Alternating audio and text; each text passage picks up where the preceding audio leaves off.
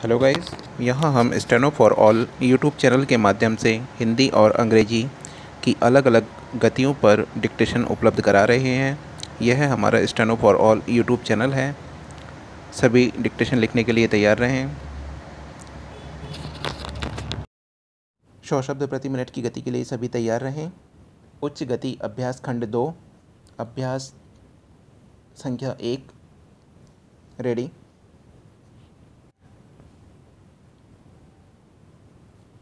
महोदय, पर्यावरण से तात्पर्य किसी एक व्यक्ति या परिवेश से नहीं वरन व्यक्ति के, समाज के, राष्ट्र के और इस सारी पृथ्वी के ही परिवेश से है, जिसका प्रभाव व्यक्ति, समाज, राष्ट्र और सारे विश्व पर पड़ता है।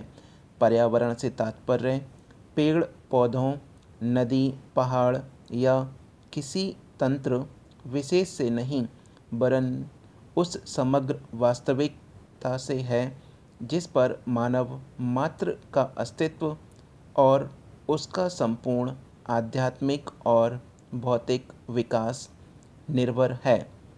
अस्तित्व केवल शारीरिक स्वास्थ्य ही नहीं, मानसिक भी।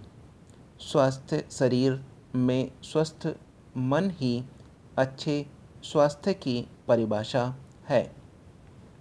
शारीरिक स्वास्थ्य हमारे आहार पर निर्भर है, जिसका स्रोत इस पृथ्वी का जल, थल, वायुमंडल है। मानसिक स्वास्थ्य भी प्रकारांतर से इन्हीं पर निर्भर है, क्योंकि जैसा खाए अन्न वैसा बने मन। स्वस्थ जीवन पर सबसे अधिक प्रभाव हमारे चिंतन का, हमारी परंपराओं का और उन सब परिस्थितियों का पड़ता है जो हमारे ऊपर आरोपित हैं या की गई हैं या की जा रही हैं।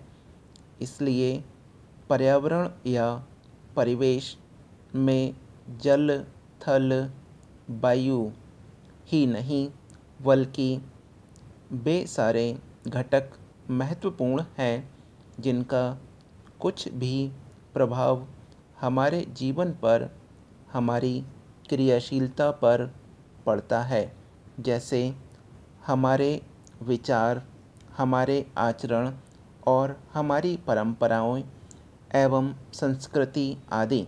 सदा से मनुष्य की आकांक्षा उन्नति और विकास की रही है। जगत का अर्थ ही है गतिमान, और गति दोनों ओर संभव है, उन्नति की ओर भी और अवनति की ओर भी। पहली को हम प्रगति कहते हैं, दूसरी को अवगति, विगति, अधोगति या दुर्गति कह सकते हैं। वास्तव में मनुष्य ऐसा जटिल प्राणी है जिसमें अनेक विरोधाभासी और असंगत प्रतीत होने वाली प्रवृत्तियां और प्रक्रियाएं होती हैं। वह कानून और व्यवस्था की मांग करता है, किंतु चलचित्र, दूरदर्शन आदि में स्वतः भड़की हिंसा या खेलों में युक्तिपूर्वक की गई हिंसा अथवा अनीति से मंत्रमुग्ध भी हो जाता है। मनुष्य अपनी ही जाति या वर्ग के व्यक्तियों के प्रति प्रायः बहुत अधिक प्रतिद्वंदी होता है, किंतु कोई बाहरी खतरा उपस्थित होने पर वह उनके प्रति हद से ज़्यादा सहयोगी बन जाता है।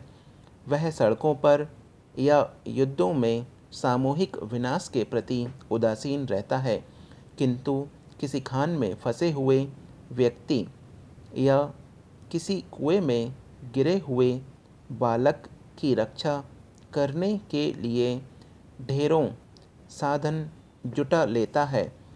कुछ विद्वान कहते हैं कि मनुष्य बंदर की संतान हो या ना हो, किंतु उसमें खालिस बंदर के द्वैध प्रकृति प्रायः ही होती है। उसमें शाकाहारी बंदरों की भांति वृक्षों में उछल कूद करने की प्रवृत्ति तो होती ही है, साथ ही ऐसे बंदरों के स्वाभाविक जिज्ञासा भी होती है जो अत्यंत संगठित गिरोह में रहते हैं और भांति भांति के मांस खाने का मज़ा लेते हैं। मनुष्य की ऐसी परस्पर विरोधी इच्छा आकांक्षाओं से निपटना असंभव होता है, फिर भी किसी प्रकार का संतुलित मध्यम मार्ग अपनाना अनिवार्य होता है। यही बुद्धिमानी का रास्ता है। विद्वानों ने मानव की मूलभूत आवश्यकताओं को 5 स्तरों पर रखा है। सभी इसका लिप्यंतरण करेंगे और उसके बाद में अनुवाद के लिए लिंक में आपको PDF दिया गया है, सभी देख सकते हैं।